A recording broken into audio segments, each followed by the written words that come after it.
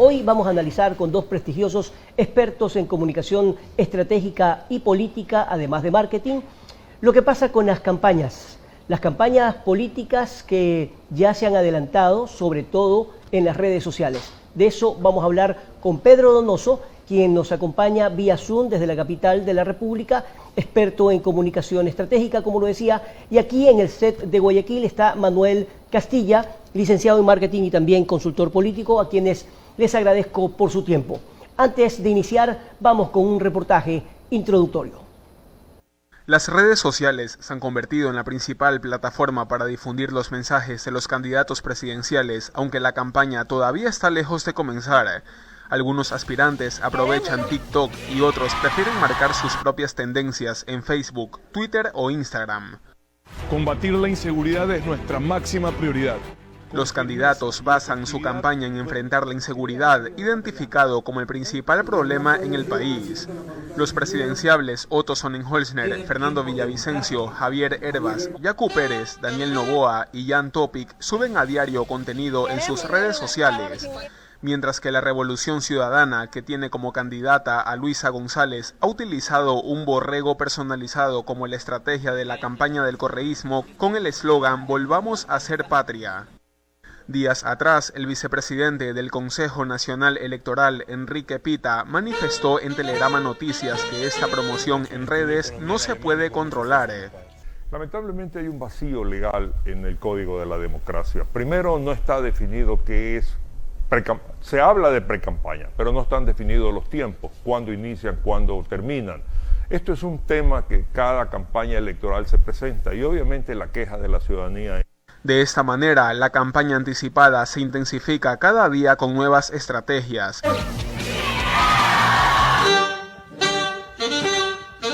Luisa González, presidenta. Soy Fernando, nací en las faldas del Cisarán. Mi apellido vino de afuera, pero yo nací aquí. Aunque la campaña oficial será del 8 al 17 de agosto, los binomios presidenciales no pierden el tiempo en la carrera para llegar a Carondelet. Jorge Celi, Telegrama Noticias.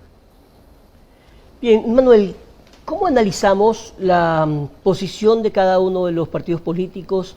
¿Están trabajando en base a una estrategia? ¿Se están manejando en base a emociones, como normalmente ocurre, sobre todo en las redes sociales? ¿Se han anticipado demasiado a la campaña electoral? ¿Cómo lo ves? Buenas noches, José. Buenas noches, estimada audiencia.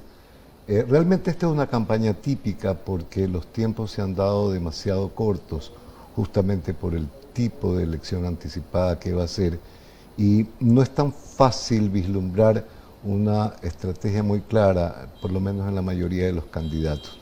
En todo caso, todos tratan de explotar el tema emocional del electorado y tratar de ir captando el favoritismo por parte de ellos, de acuerdo a las principales necesidades que ellos tienen identificadas.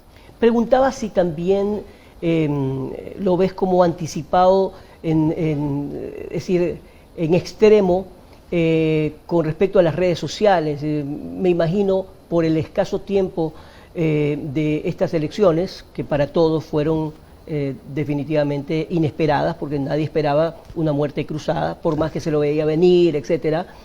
Una cosa es que se lo vea venir, que se lo analice, y otra es que ocurra. Exacto. Entonces todo el mundo está apurado, pero ¿qué tan efectivo podría suceder con respecto al posicionamiento de cada uno de los candidatos, haberse anticipado demasiado en las redes? Lo que tú dices es absolutamente cierto. Del dicho al hecho, todo puede ocurrir. Y si bien es cierto, se lucubraba con la posibilidad de una muerte cruzada, nunca se lo consideró como un hecho absolutamente cierto. Cuando finalmente se dio, los candidatos tienen que seguir un camino que no es tan corto. Termina en la intención y efectivamente en el voto, pero previo a eso hay otros pasos que no se los puede dar tan inmediatamente. Para llegar al voto necesitas la intención de voto. Para llegar a la intención de voto necesitas ser tu primera preferencia. Para ser tu primera preferencia necesitas haber tenido preferencia. Y para tener preferencia necesitas previamente tener un nivel de recordación. Entonces son como escalones de una escalera, que no se los puede saltar. Entonces, si es posible para un candidato ganar tiempo, incluso haciendo precampaña, lo haces. Y como el medio que te lo permite más fácilmente, incluso de manera más técnica, más eficiente y más económica, son hoy por hoy justamente las redes sociales. Así que exploten ese medio no solamente era predecible, era esperable. Pedro, ¿cuál es su apreciación con respecto a este tema? Buenas noches, José Manuel, un gusto estar con ustedes. Creo que es interesantísimo, digamos, primero tener un filtro de análisis político, ¿no es cierto? Es decir, la comunicación política, la estrategia política electoral es supremamente importante, pero también hay que profundizar el debate y verlo, digamos, y ver estas acciones como acciones profundamente políticas, porque las campañas se están dando generalmente en un contexto, y este contexto, por ejemplo, es un contexto de tensión social y política en Ecuador, una guerra abierta de interfunciones, ¿no es cierto?, un gobierno que no es candidato, etcétera, ¿no? Y con base, digamos, a ese filtro es supremamente interesante ver el desempeño de, para nosotros, 4 campañas electorales al mismo tiempo. 4 campañas se están dando al mismo tiempo, diríamos nosotros. La primera, la de los binomios presidenciales, la de 7 binomios presidenciales, y con esto queremos hacer una disección para hacer un análisis específico de la campaña que hace la Revolución Ciudadana. La tercera campaña es la de asambleístas nacionales, ¿no es cierto?, que también es un fenómeno interesante que hay que profundizar. Y la cuarta, la campaña de la consulta popular del Yasuní. Es decir, son 4 campañas que de una u otra manera están intentando, ¿no es cierto?, sobre todo lograr identidad de sus posturas, de sus propuestas y de sus candidatos, ¿no? Y finalmente, en esta discusión y en esa disputa entran, digamos, lo que un poco Manuel con toda certeza describía, estos pasos, ¿no es cierto?, de primero lograr reconocimiento, después, digamos, lograr valoración y después lograr intención de voto, ¿no? Hoy en día podemos decir que en el país, en el Ecuador, los movimientos partidistas, los partidos como tales, contratan, tienen la claridad de conocimiento para poder contratar a equipos de marketing y consultores políticos de primer nivel. Digo esto porque hace algunos años esto se manejaba de otra forma, mucho más artesanal, diría yo, Manuel. Bueno, yo pienso que no era tan artesanal desde hace varias décadas que muchos políticos sienten que tienen la necesidad de contratar consultores. Muchos, pero no todos. No, no todos, obviamente. Es que también los presupuestos no te lo permiten. Un consultor político internacional, estamos hablando de algunos cientos de miles de dólares, y sobre todo si viene con su equipo es bastante más. Sin embargo, que es una ventaja poder contar con profesionales con mucha experiencia y con alta calidad de manejo técnico. Por otro lado, si no tiene la sensibilidad de conocer el electorado, que es algo que no se aprende en la academia, sino que se lo vive por convivir, redundando, por convivir en un medio donde tú llegas realmente a intuir qué tipo de frase va a pegar más en qué grupo, qué tipo de promesa no va a ser creída entre el otro grupo. Hay ciertos elementos en que es importante contar efectivamente con la calidad técnica, pero también con la experiencia local, lo que los publicistas llaman círculo de pimienta. Tal vez una combinación de ambos mundos podría ser lo ideal. Es indudable que hablar de marketing político, hablar de consultoría política, son palabras mayores, es decir, no todo el mundo, por más experiencia que puedas tener en política, puede llamarse un consultor. Además que un consultor se estudia, es decir, se necesita justamente alguien de esa experiencia con estudios que tenga además un equipo. Mucha gente dice, no, yo ya tengo un asesor en comunicación, y puede ser un colega periodista, etcétera, pero no es lo mismo ser periodista que consultor político, ni tampoco ser periodista que un estratega, que son cosas totalmente diferentes, Pedro. Totalmente de acuerdo. Creo que es un debate muy profundo, ¿no es cierto? Es decir, no basta solo, por ejemplo, con tener un consultor político. Creo que es fundamental tener un cuarto de guerra, ¿no es cierto?, que un poco así se define este claustro en donde se debaten, digamos, la profundidad o la capacidad de construir una estrategia. Y para construir una estrategia lo que necesitas es la materia prima, y esa materia prima es la información, información cuantitativa y cualitativa. Los tiempos van cambiando, ¿no es cierto? Hay consultores que, digamos, son más afines a la información cuantitativa. Por ejemplo, en mi caso, yo soy más afín a la información cualitativa, ¿no es cierto? Hay que saber, digamos, combinar las dos cosas, pero sobre todo hay que tener metodología. Es decir, la diferencia, esta es una frase que alguna vez me dijo un cliente, la diferencia finalmente entre el primer mundo y el tercer mundo es que el primer mundo hace método de todo. Es decir, la sistematización, digamos, de las experiencias, de los contextos, que es fundamental, ¿no es cierto? Hay que entender el contexto en la cancha en la que se está jugando este proceso eleccionario para poder, digamos, proyectar, y la sinceridad de la información. Muchas veces en el Ecuador, digamos, y eso no solo pasa en procesos eleccionarios, sino en la lectura política en general, mi gran crítica es que a la opinión se le disfraza de análisis, ¿no? Entonces un poco uno opina o uno dice lo que quiere que suceda, pero en verdad no está sucediendo porque no tiene metodología de lectura de contexto político, de información, etc. Entonces es una profundidad, digamos, es un debate bastante profundo y bastante interesante, y creo que de una u otra manera el Ecuador sí se está contemporaneizando a tener finalmente ese debate, ¿no? Evidentemente depende de qué candidato y de qué partido político. Manuel. Verás, un buen periodista es alguien que conoce los hechos y los transmite, inclusive los interpreta. Sin embargo, un asesor político tiene que dirigir los hechos. Es la gran diferencia. Ambos grupos de profesionales trabajan con información política, pero es como que si dijéramos en un equipo de fútbol, un buen defensa es un buen defensa, un buen delantero es un buen delantero, pero muy probablemente un buen defensa no sea un buen delantero.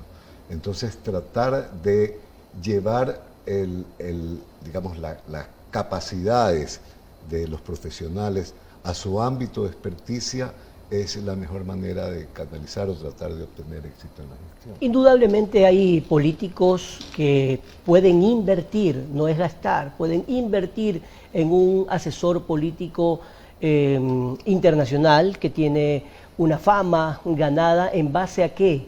A haber conseguido que su candidato en un determinado momento haya conseguido justamente los objetivos que se pusieron en ese contrato, si es que era candidato a concejal, alcalde o al mismo presidente de la República de cualquiera de las naciones. Entonces esa fama se va ganando, y esos equipos de comunicación tienen una metodología, unos más agresivos y otros no. Ahora, mucha gente que no cuenta probablemente con ese poder adquisitivo para hacer ese tipo de inversiones, ha tomado ahora como que si esa respuesta la encuentran en community managers, gente que es experta o se denominan expertos en redes sociales, en la lectura y cómo poder avanzar en aquello. Pero ¿es una garantía, Manuel y Pedro?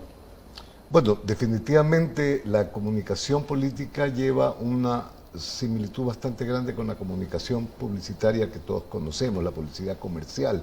Y en la publicidad comercial tú tienes muchos especialistas en cada área. Hay una persona que se dedica a identificar los mejores medios y sacarles el mejor partido, pero hay un creativo que tiene que inventar el mensaje, hay otro que tiene que ver cómo lo va a redactar, cómo lo va a decir, cómo lo va a explicar, cómo lo va a verbalizar, con imágenes eventualmente. Entonces, estas especialidades hacen que el conjunto funcione bien, y tiene por supuesto que haber un director de orquesta que sepa cuándo utilizar cada pieza, cuándo tocar cada tecla para que la música suene con armonía. Además, y con esto le doy paso también a Pedro, además también hay que saber leer lo que se busca en una comunicación política. No es lo mismo un lenguaje en televisión abierta que en redes sociales. Por supuesto. Redes sociales te permite ciertas cosas que lamentablemente en los medios tradicionales pues no se logra. Pero ahora creo yo que ha habido un abuso en las redes en pensar que un candidato en 30, 40 segundos, por hacer algo probablemente hasta chistoso, sea más conocido que haciendo una estrategia de comunicación propiamente dicho, Pedro.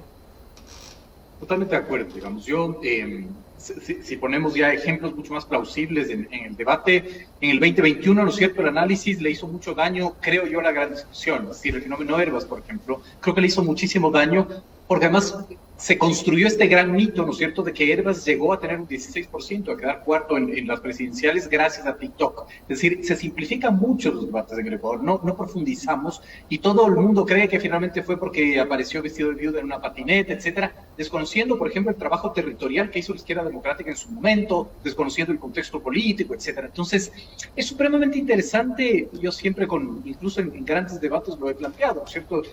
Incluso me pregunto si en verdad existe el término comunicación política. Yo siempre pregunto, ¿hay algo que no existe, que no sea comunicación política? Es decir, la comunicación política está en todo, digamos, ¿no? Puede haber una comunicación política digital, una comunicación política mediática, una comunicación política social, ¿verdad? Pero más allá de eso, yo creo que en los procesos eleccionarios hay que entender que estás en un proceso eleccionario. Yo quiero poner otro ejemplo aquí, José, si usted me permite. Claro. ¿Qué está pasando con la campaña de Yasuní, por ejemplo, ¿no? Ni los unos ni los otros, yo escribí en redes sociales un hilo, ni los unos ni los otros están entendiendo que es una campaña electoral.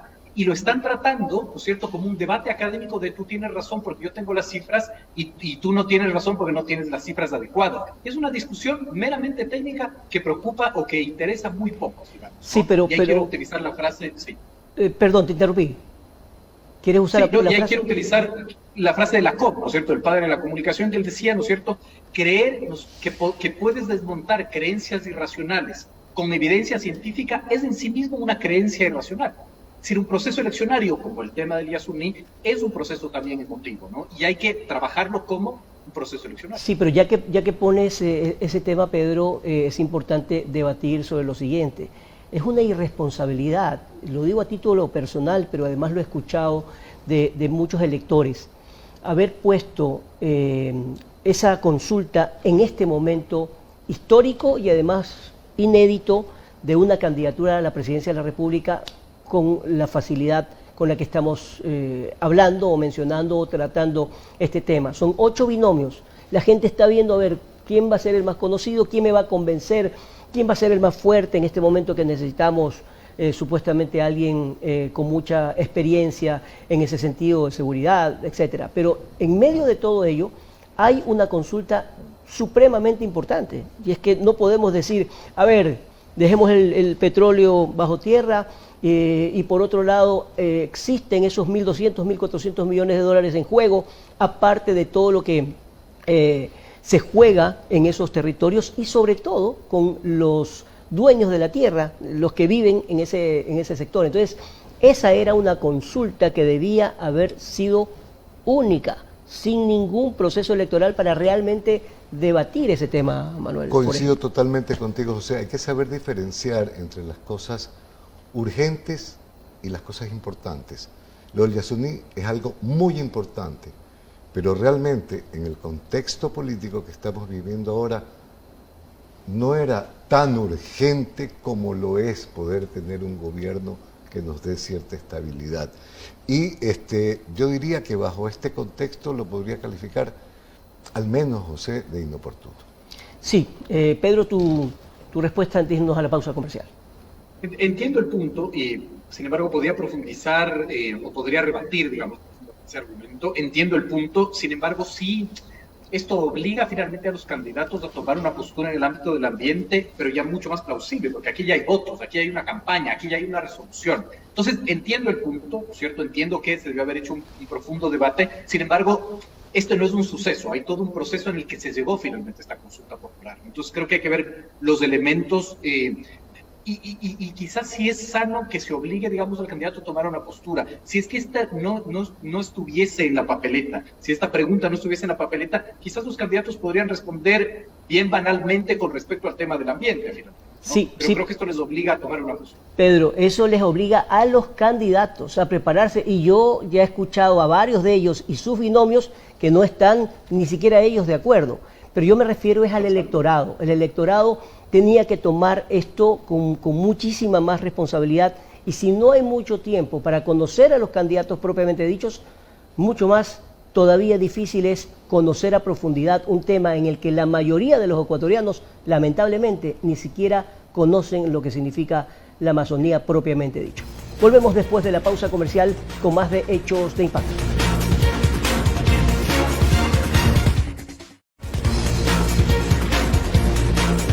Continuamos aquí en Hechos de Impacto hablando de lo que significa el expertise de la comunicación política, el marketing político y cómo juega o qué papel juega, más bien dicho, en una campaña electoral. Estamos conversando con dos expertos, con Pedro Donoso desde la capital de la República vía Zoom y también con Manuel Castilla, licenciado y también consultor político. Y hablábamos antes de la pausa comercial de este tema que no debería ser soslayado. Este es un tema, me refiero a la consulta del Yasuní, que podía haber sido o haber tenido una mayor cantidad de debate en la academia, en los medios de comunicación, en la política en general, si solamente se hacía la consulta para tratar este tema. Manuel.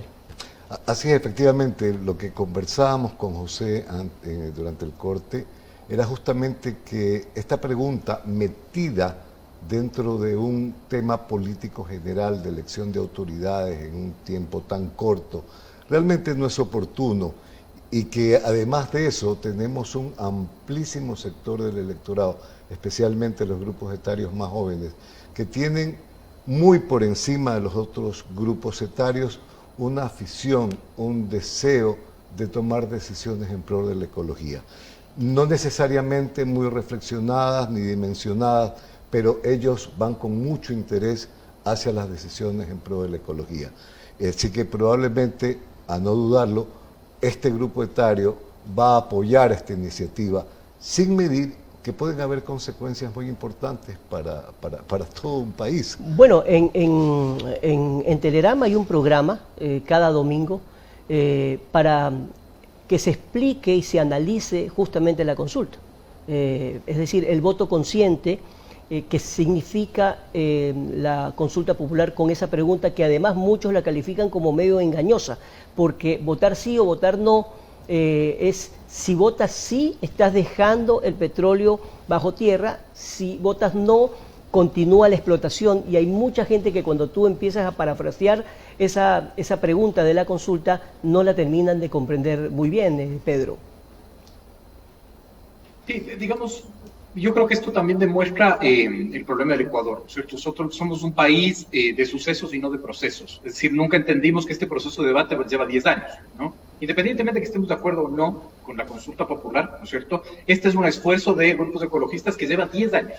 Si ustedes recuerdan y ven, por ejemplo, un hilo del entonces candidato Guillermo Lasso, él decía que él propone finalmente no explotar el Yasuní y, digamos, pedir una compensación. Así no le den una compensación, decía claramente el candidato Guillermo Lasso. Es decir, este no es un debate de ahora, es un debate que lleva finalmente varios años. Ahora, concuerdo que una cosa es la profundidad de un debate y otra cosa es un debate en 30 días para, digamos, acudir a las urnas, ¿no? Y esto nos lleva a otra reflexión, y esa reflexión es que el Ecuador tiene que empezar a resignificar los conceptos y a replantear los conceptos y a replantear profundos debates sobre esto, ¿no es cierto? Sin embargo, nos quedamos netamente siempre en la anécdota, somos un país de anécdotas, no somos un país de conceptos, no debatimos, no profundizamos. Es decir, estos 10 años, por ejemplo, la industria petrolera debió haber resignificado los conceptos, debió haber entendido, ¿no es cierto?, que no basta con poner voceros, digamos, que hablen del tema económico cuando la preocupación es otra, y viceversa. No basta finalmente poner a jóvenes ambientalistas a discutir cuando, digamos, la discusión es otra, ¿cierto? Claro. Es supremamente interesante porque en el siglo XXI, solo concluyo con esto,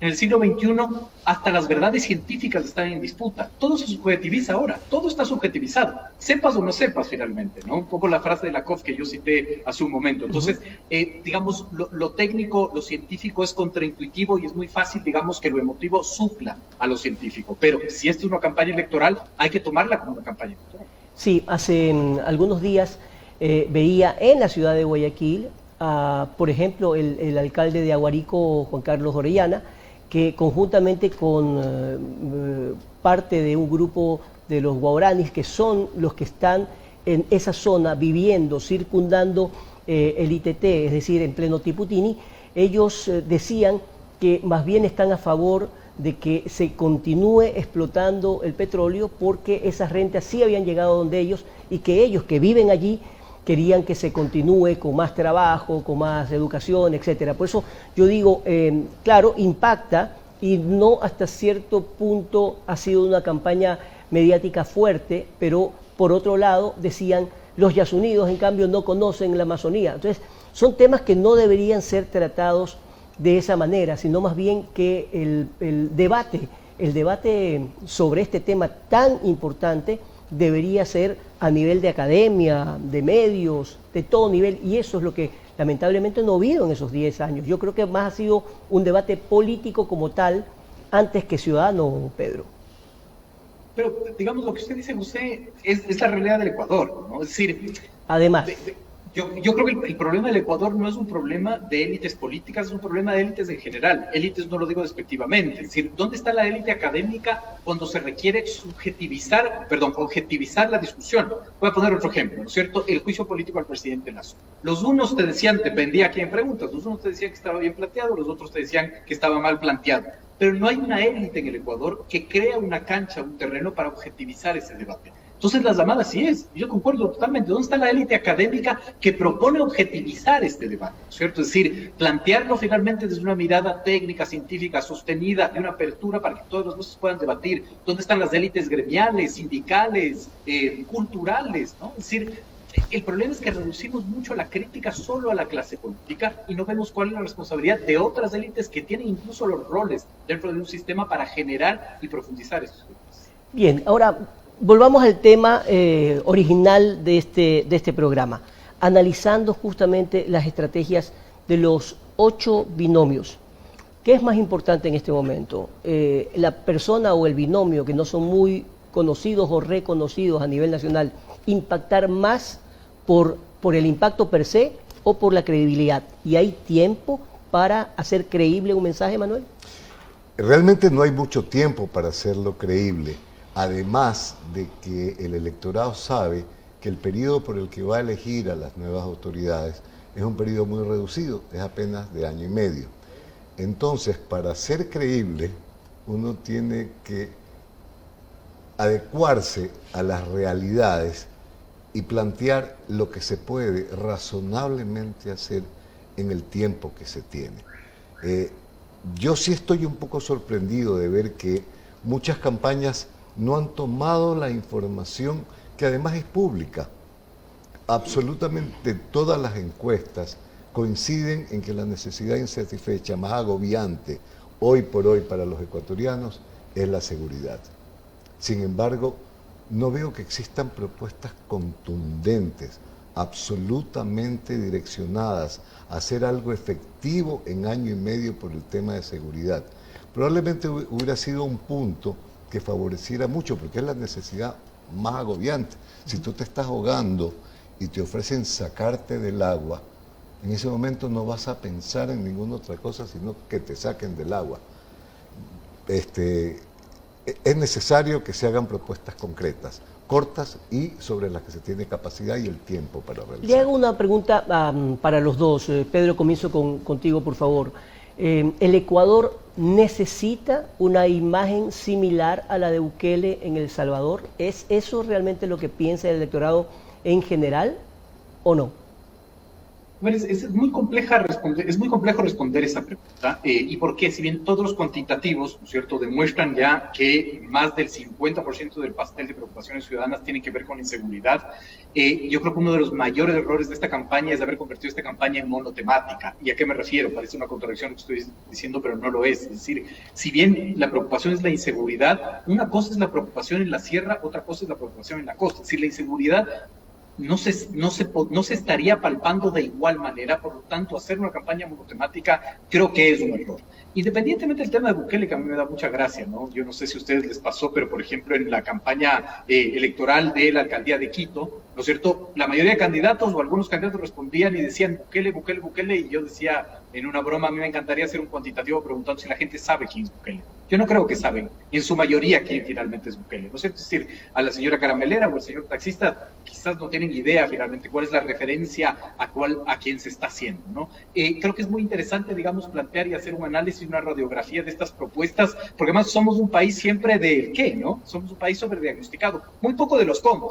Si ustedes ven, muy pocos candidatos o casi ninguno te plantea el cómo, cuándo, dónde y con qué recursos, digamos, va a financiar el tema, por ejemplo, de la inseguridad, ¿no? Entonces ahí está, de una u otra manera, creo que la clave, pero es súper interesante ver cómo algunos candidatos finalmente han planteado esta campaña monotemática y no salen de ahí. Por ejemplo, Jan Topic es uno de los candidatos que no sale finalmente de ahí, ¿no? No sé si bastará, no sé si le bastará, porque a la larga, ¿no es cierto?, también el tema, si bien la inseguridad es un tema preocupante, la economía y la falta de empleo también, digamos, se presenta dentro de los cuantitativos, y creo que el grave problema también es homogeneizar a todos, ¿no es cierto?, sin, digamos, individualizar. Por eso, por ejemplo, el procesamiento de data y de información en un cuarto de guerra es fundamental, sin homogeneizar. No es lo mismo, por ejemplo, un millennial de Cumbayá en Quito que un millennial de La Bota en Quito. No es lo mismo un millennial de San Borondón que un millennial de El Cristo del Consuelo. Es decir, hay que tener la capacidad de entender contexto, actores y profundizar finalmente con información para tener, digamos, una propuesta de acción mucho más clara. Manuel. Bueno, la verdad es que toda campaña política no va a ser perfecta. Siempre vamos a cometer errores. Y aquí se trata de que el que cometa menos errores es el que gana. Y definitivamente, ante la posibilidad de equivocarme con una campaña monotemática, donde yo tengo mucho más certeza de calar, por lo menos con un mensaje en el electorado, o equivocarme con una campaña pluritemática, donde además tengo que hacer un esfuerzo de comunicación en un tiempo mucho más corto para tratar de llegar a la mente del elector con muchos más mensajes que lo convenzan por mí. Yo creo que cometería menos errores en tener uno o dos temas claros que transmitir y posicionar, que tratar de dar un plan de gobierno que además ya el electorado está curtido de que le mientan, que le ofrezcan 1 millón de casas y no se las den, que le ofrezcan 1 millón de trabajos y no se lo den, que le ofrezcan una reforma curricular de la educación ecuatoriana y no se lo den, que le ofrezcan una mejora en el sistema de salud y no lo hagan. Entonces, todo este tipo de cosas ya la gente no te cree. Ahora, Pedro decía una cosa que me parece muy interesante y que gira en torno a parte de lo que buscábamos con el objetivo de este programa.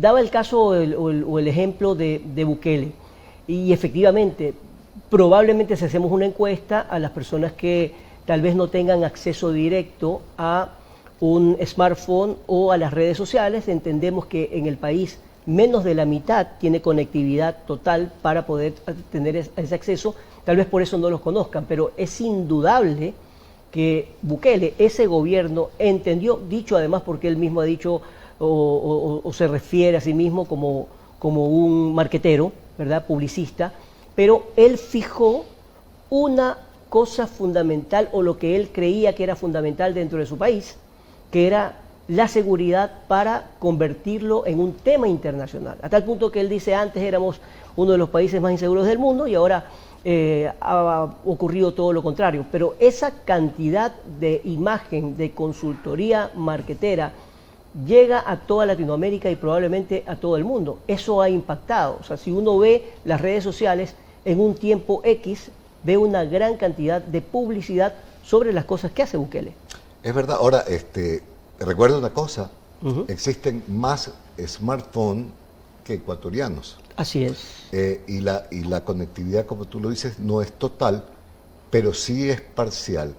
Y sería irresponsable darte una cifra porque no la tengo, pero realmente te sorprendería, José, el reconocimiento que tiene Bukele o ese presidente salvadoreño, o como lo puedan llamar, por diferentes personas. Pero más allá de la gestión en sí de Bukele en El Salvador, es la gestión atada a la necesidad. O sea, El Salvador, lamentablemente para ellos, pasaron problemas de inseguridad tan tremendos, por décadas, tan difíciles durante tantas décadas, que cuando se da esta solución se la reconoce mucho más, porque parta de una necesidad que fue agobiante. Y nosotros, gracias a Dios, todavía estamos lejos de lo que fue El Salvador, pero lamentablemente nos estamos acercando. Sí, y además decirles en este análisis que se está realizando sobre este tema, que es indiscutible que por más buen trabajo que haya hecho ese presidente en El Salvador, cuenta con un equipo de comunicación impresionante, que debe estar gastando o invirtiendo una enorme cantidad justamente para que se realce esa imagen de la que todos estamos hablando. Ahora, aquí en el Ecuador, en tan poco tiempo, ¿se puede posicionar esa imagen con alguno de los candidatos, Pedro? A ver, yo creo que el éxito de Bukele, ¿no es cierto?, es que finalmente él no es un actor político, independientemente de que estemos de acuerdo o no, no es un actor político monotemático. Él no lo es. Es decir, digamos, él coge el paraguas de la inseguridad, pero lo conecta finalmente, ¿no? Estuvo aquí, incluso en un tour de medios, me parece que era su responsable del tema de inseguridad, y él hablaba de un plan de 5 o 6 puntos, entre ellos, por ejemplo, la reconstrucción del tejido social. ¿Qué quiero decir con esto? Que una cosa es lo monotemático y otra cosa es que un tema te interconecte con otros. Es totalmente distinto. Es decir, si yo soy un candidato que solo habla de inseguridad y solo hablo de equipar a la policía y de bajar y reducir los niveles de violencia, por ejemplo, tengo ahí una capacidad muy débil de posicionarme. Pero si yo hablo de inseguridad conectado a recomponer el tejido social, conectado a crear empleo, etcétera, lo monotemático se convierte finalmente en un gran paraguas que interconecta otros temáticas, ¿no? Yo veo que es muy complejo, ¿no es cierto?, que en el poco tiempo ciertos candidatos lo puedan hacer. Lo que pasa es que este proceso eleccionario no se da de la noche a la mañana, digamos, sin que haya habido un contexto previo. Es decir, el 5 de febrero, cuando se eligió a las autoridades seccionales, es fundamental para entender lo que puede suceder, más allá del impacto comunicacional que se pueda dar, ¿no? Entonces, yo creo que no empieza ni termina en el tema comunicacional per se, en la valoración que yo hago, quizás debido al sesgo de mi trabajo. Para mí es el tema más reputacional que comunicacional, que involucra estrategia, contexto, análisis político, etcétera. Es la suma de absolutamente todo. Exacto, se ve claramente un equipo liderado por un buen producto, que en este caso estamos hablando de ese presidente, pero además yo creo que hay que leer de una forma adecuada lo que ha hecho ese presidente. Es decir, lo que ha hecho no solamente lo ha propuesto, sino lo ha logrado. Entonces lo que está mostrando son pruebas de ese trabajo versus lo que pasa en nuestro país, que hasta ahora nadie ha podido hacer lo que supuestamente se está haciendo en El Salvador. Creo que ese es el mayor compromiso y el mayor problema, ¿no? Definitivamente. Además de que, digamos, la estrategia que él ha seguido no es otra que comunicar, por supuesto, bien comunicado, técnicamente comunicado, intensamente comunicado, algo que están haciendo y logros que son reales. O sea, los porcentajes que él ha alcanzado son sensiblemente muy altos. No es común que un presidente, que un mandatario llegue a tener ese nivel de aceptación. Y que se mantenga, además. Y se mantiene durante algún tiempo. Ahora, la verdad de la milanesa siempre es que nosotros pensamos que tener un gran asesor político es lo que hace la diferencia. Es como cuando contratas un gran gerente de mercadeo y esperas que un gerente de mercadeo o un asesor político con una varita mágica te defina la estrategia que tú tienes que seguir para conseguir tu objetivo comercial o político. La verdad es que no existen grandes mercadólogos ni grandes asesores políticos. Lo que sí existe, y esto sí es importante, es gente que pueda analizar la información. O sea, la mejor estrategia, el mejor plan de marketing o el mejor plan de campaña político es lisa y llanamente un análisis que es casi de sentido común de la información que se tenga. Entonces, el secreto no está tanto en la formulación del plan, el secreto realmente está en la formulación de las tareas de investigación. Ahora, antes de irnos a la pausa comercial, comentemos esto y luego lo vamos a continuar, por supuesto, pero ¿qué tan bien están leyendo los encuestadores de este país a los ciudadanos? Porque se ríe Manuel, la verdad es impresionante y me ha tocado, por supuesto, vivir como periodista, tener esos datos el domingo X en donde son las elecciones y se hablan de unos números estrafalarios cuando la realidad es totalmente diferente. Entonces, esa es la pregunta. Y si me permites, para mandar al corte, tal vez aquí tenemos que diferenciar las empresas que hacen encuestas entre los que engañan y los que se engañan. Sí, pero bueno, Pedro, me gustaría tu opinión, porque yo creo que igual, aunque sigan engañando, siguen siendo contratados. Bueno, ahí digamos, en mi criterio, ¿no es cierto?, no es un rol de la encuestadora el interpretar los datos. La encuestadora levanta la información. La interpretación de los datos es del cuarto de guerra, que es distinto, digamos, ¿no? Es decir, es evidentemente, digamos, que un encuestador lo que hace es levantar información, ¿no es cierto? Habrá que analizar la ficha metodológica, ¿no es cierto? Es decir, yo creo más creíble a una encuesta, por ejemplo, que se hace presencial que digitalmente, ¿no es cierto? Creo que incluso más peso tiene la estratificación de la muestra que la cantidad de la muestra, es decir, bueno, ahí hay un debate profundo. Pero son los cuartos de guerra los que tienen que interpretar la información, no es la encuestadora. Es decir, las encuestadoras no se confunden, las encuestadoras no engañan, bueno, algunas sí, pero las encuestadoras no se equivocan, las encuestadoras hacen un trabajo, te presentan el diagnóstico y es el cuarto de guerra el que tiene que interpretar. Interesantísimo tema para continuar el debate después de la pausa.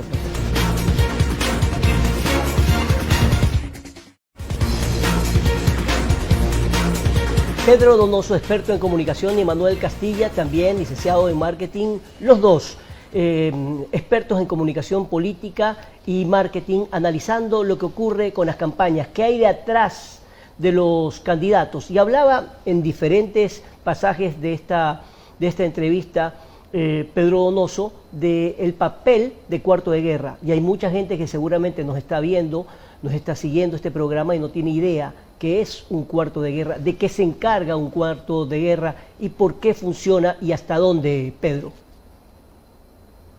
Bueno, esta es una interesante pregunta, porque, digamos, en mi experiencia he visto cuartos de guerra de todos los colores, los sabores, ¿no es cierto?, las conjunciones. En mi experticia, quizás es más la administración de la crisis y la gestión de la reputación, ¿no es cierto?, creo que hay tres cosas que son fundamentales, ¿no es cierto? El producto, como usted, José, muy bien lo decía, que es del candidato, ¿no es cierto? El segundo, el procesamiento de la información y la data, ¿no es cierto?, que tiene que ver con el levantamiento de la información cuantitativa y cualitativa, pero también la lectura de hechos anteriores que necesitan ser leídos. Es decir, supremamente importante lo que pasó en la elección del 2021, por ejemplo, cómo están distribuidos los territorios, en dónde tengo que ir a hacer campaña. El Ecuador electoral es un Ecuador de 7 provincias, es decir, el resto del Ecuador no es de importancia electoral. 7 provincias, son 4 de la costa, 3 de la sierra, tienen el 70% de los electores. Entonces, todo ese tipo de cosas tienen que estar, digamos, en un cuarto de guerra. Y el tercero, ¿no es cierto?, es quien dirige ese cuarto de guerra, que tiene que ver con construir la estrategia. Muchas veces se confunde táctica con estrategia. En mi ejercicio, por ejemplo, los clientes me dicen, bueno, ¿cuál es el mensaje? Yo siempre digo, el mensaje es lo último. Primero, ¿quién es usted? ¿Cómo se construye la identidad de un candidato? ¿No? Nosotros escribíamos en el libro que publicamos, que se llama La Sociedad del Mito, el anterior año, y decíamos, hay una ecuación para construir identidad. Y esa ecuación es tus atributos más tus rasgos diferenciales, más lo que tú ofertas, más lo que te demandan. Si un candidato no sabe quién es, qué es finalmente, cuál es su postura, cuál es incluso su posición ideológica, es muy difícil construir mensajes. Lo primero es la identidad finalmente. Y eso es lo que hace un estratega. Manuel. Mira, como lo dijimos anteriormente, realmente el asesor, quien dirige toda la campaña, tiene que utilizar las experticias de las partes para poder sacar el mejor partido. El cuarto de guerra, últimamente, es el que lleva toda la dinámica de una campaña que es muchas veces a una velocidad muy grande, pero el perfil de la persona que está en el día a día no es el perfil del estratega. Entonces, el cuarto de guerra es el operativo, pero el estratega o el grupo estratégico, que generalmente tiene que ser muy pequeño, tiene que ser un grupo que no esté tan comprometido con el día a día, porque le quita capacidad de reflexión, de análisis, de estudio de las investigaciones y de la formulación de las estrategias. Una vez que ya las tiene, realmente tiene que ser pasada al cuarto de guerra para que preste las respuestas inmediatas, haga las aplicaciones dinámicas en el campo, en los medios de comunicación, etcétera. Entonces, hay que mantener siempre estos dos elementos separados. Ahora, ¿qué tan frecuente ocurre en nuestro país? Y les pregunto a ustedes que han manejado diferentes candidatos y campañas, etcétera, que ese equipo, ese grupo o el propio asesor de comunicación estratégica o asesor, en fin, le miente al candidato para quedar bien o para darle a conocer que ese trabajo se está cumpliendo y que está teniendo esos objetivos o consiguiendo esos objetivos que se ha trazado justamente esa campaña, Pedro? Y bueno, digamos, eso ocurre en todos lados también, ¿no? En empresas finalmente, ¿no? Cuando el gerente tiene que dar, digamos, unos resultados a sus accionistas, es decir, es bastante común, finalmente no debería ser lo normal, pero además lo más interesante finalmente es la incapacidad que tiene ese cuarto de guerra, porque hablar del cuarto de guerra es el explotar la multidimensionalidad, ¿no es cierto?, y la multiprofesionalización, digamos, ¿no es cierto?, de un cuarto de guerra, es decir, donde tiene que haber estrategas políticos, lectores de datos, comunicadores, analistas políticos, analistas de territorio, es decir, ¿cómo exploto yo esa multivisión finalmente, ¿no? Y claro, puede haber alguien que quiera engañar, ¿no es cierto?, que usualmente sucede, y aquí hay una frase maravillosa, ¿no es cierto?, que un consultor político repite mucho, es cada quien escoge cómo quiere engañarse. Es decir, ese cuarto de guerra lo que tiene que ser es quien procesa esa información y que te plantee y que te diga, eso no es real o sí es real. Sin embargo, en la lectura política, en general en el Ecuador, de contexto electoral o no electoral, es interesante porque siempre estamos sometidos a varios sesgos. Nosotros hemos identificado 5, ¿no? Y el más importante es el sesgo de confirmación. Esto que Mark Twain decía, ¿no es cierto? Lo que nos mete en problemas no es lo que no conocemos, es lo que creemos que está sucediendo, pero en verdad no pasa, ¿no? Y eso pasa factura, digamos, en cualquier proceso, digamos, político eleccionario o político en general. Manuel. Así es, definitivamente tú tienes que trabajar sobre los hechos reales, es por lo menos poco profesional engañar a tu candidato y es inmoral engañar a la ciudadanía. Es por eso que fuimos al corte diciendo que es importante separar las empresas que hacen investigación de mercado o investigación política entre las que engañan deliberadamente y las que se engañan. Creo que Pedro tiene muchísima razón. La clave del engaño o del autoengaño está más allá en la definición técnica o matemática mediante una ecuación de cuál debe ser el tamaño de la muestra. El verdadero secreto está en la estratificación de la muestra y te lo voy a explicar con un ejemplo muy simple para entenderlo. Digamos que existen 3 grupos socioeconómicos, el medio alto y alto, llamémoslo A, el medio típico, llamémoslo B, y el medio bajo y bajo, llamémoslo C. El primero es el 5% del electorado, el segundo el 20% y el tercero el 75%. Si yo tengo que hacer 1000 encuestas, ¿cómo, en qué cantidades las tengo que hacer? Tengo que aplicar los porcentajes del mercado. 5% tiene que ser al nivel medio alto, solo 5, o sea, de 1000 hago 50 allí. 20% al nivel medio típico, solo 200 y 750 encuestas en las clases populares, medio bajo y baja. Mucha gente que quiere engañar, no engañarse, direcciona la encuesta y dice, son 3 grupos, de las 1000 hago 333 a cada uno. El resultado va a ser absolutamente errado, con márgenes de error muy por encima de lo que se puede aceptar racionalmente. Y es la razón por la que los principales errores que se han presentado en las diferencias entre el resultado final de la elección y la proyección de las empresas encuestadoras, básicamente es por eso. Ahora, analicemos, tenemos un poco menos de 5 minutos para culminar el programa, pero este es un tema no menos importante. Los políticos, y no estoy hablando exclusivamente de este gobierno, en general, los políticos llegan a ser concejales, alcaldes, presidentes, etc. ¿Y qué pasa luego con su comunicación? ¿Qué pasa con sus asesores que los llevaron hacia conseguir esos objetivos? ¿Por qué normalmente han fracasado sus equipos de comunicación en general, Pedro? Digamos, no es solo sus equipos de comunicación, sino sus equipos, digamos, de gestión en general, ¿no? Y yo creo que porque hay un malentendido, es decir, una cosa es llegar, otra cosa es mantenerse, Gerardo. Son cosas totalmente distintas. Es decir, lo que necesitas en el cuarto de guerra para ganar una elección no es lo mismo que necesitas en un cuarto de guerra para gestionar un cargo, ¿no? Es decir, ahí hay otro tipo de cosas, ¿no? Y lo interesante finalmente es ser honesto intelectualmente, de decir, yo soy experto en asesoría política eleccionaria, pero no en asesoría política de gestión. Son cosas distintas, ¿no? Son tratamientos distintos, información distinta, ¿no? No es lo mismo, como digo, el poder entender cómo llego al corazón del electorado emotivamente y después gestionar, por cierto, una partida presupuestaria, generación de política pública. Es decir, yo creo que ahí finalmente puede estar el error que es más común verlo. Manuel. Bueno, yo coincido realmente con Pedro, o sea, una cosa es llegar y otra cosa es mantenerse, pero hay un elemento adicional cuando se deja de estar en campaña y se pasa a ser autoridad o se pasa a ser gobierno. Mientras esté en campaña, el equipo de campaña es pagado por el candidato o por las personas que lo están apoyando financieramente. Se contrata de alguna manera en forma técnica el personal que hace falta.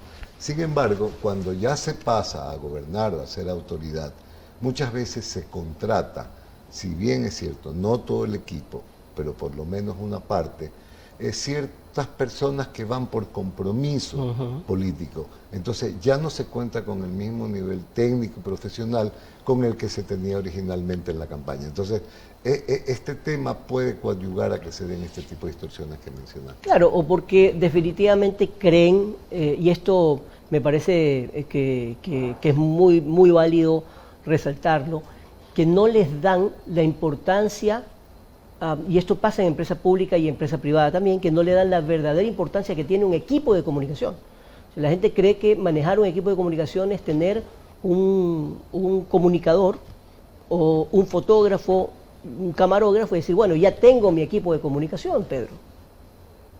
Totalmente de acuerdo. Nosotros hemos intentado teorizar mucho el proceso de comunicación en varios niveles, ¿cierto? La comunicación, otra vez política, técnica, etcétera.